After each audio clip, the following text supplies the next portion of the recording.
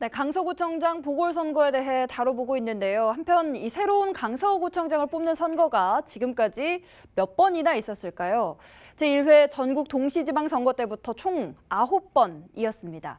지금부터는 역대 선거 결과를 취재기자와 함께 분석해 보겠습니다. 스튜디오에 서주헌 기자 나와 있습니다. 안녕하십니까? 네, 안녕하십니까? 네. 서 기자, 언제로 좀 거슬러 올라가야 분석이 시작이 되겠습니까? 네, 서울 강서구 주민들이 구청장을 직접 뽑기 시작한 건 언제였을까요? 바로 지난 1995년 제1회 전국 동시지방 선거부터입니다. 말씀하셨다시피 이후 강서구에서는 총 9번의 구청장 선거가 치러졌는데요. 8번의 전국 동시지방 선거와 2007년 한 번의 재보궐선거가 있었습니다. 이 중에서 가장 적은 후보가 붙었던 건 처음과 마지막입니다.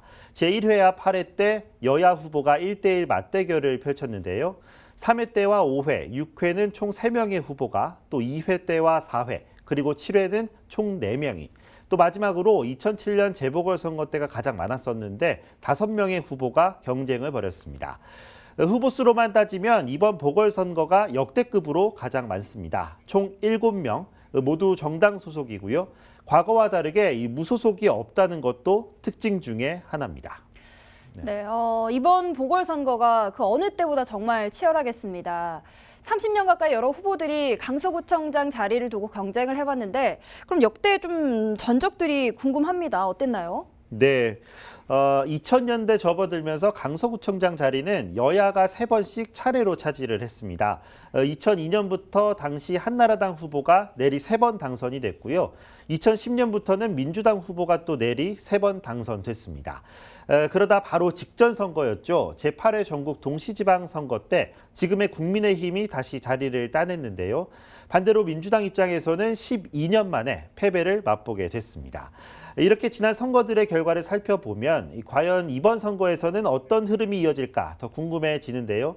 관심이 그 어느 때보다 뜨거운 상황입니다. 맞습니다. 관심이 뜨거운 만큼 한 걸음 더 또 알아보고 싶은 게 유권자들과 또 시청자들의 마음일 텐데요. 역대 선거 결과, 특히 최근의 흐름을 조금 더 깊이 알아보면 좋을 것 같네요. 예, 맞습니다. 그래서 저희가 이번엔 바로 직전의 두 선거죠. 지난해 3월 치러진 20대 대선과 또 같은 해 6월 치러진 8회 전국 동시지방선거 강서구 각 동의 개표 결과를 분석해봤습니다. 먼저 20대 대선입니다. 당시 더불어민주당 이재명 후보가 국민의힘 윤석열 후보를 8,490표 앞섰습니다. 반면 8회 지방선거에서는 달랐는데요. 당시 국민의힘 김태우 후보가 민주당 김승현 후보를 6,713표 차이로 따돌렸습니다. 그럼 강서구 20개 동의 개표 결과는 어땠을까요? 놀랍게도 20대 대선과 8회 지방선거 18개 동의 결과가 같았습니다. 20개 동 중에 18개 동은 20대 대선 때 이긴 정당이 구청장 선거에서도 이겼다는 뜻입니다. 염창동과 등촌 1, 2, 3동, 우장산동과 화곡 3, 6동, 가양 1, 2, 3동, 방화 1, 2, 3동은 국민의힘이 이겼고요.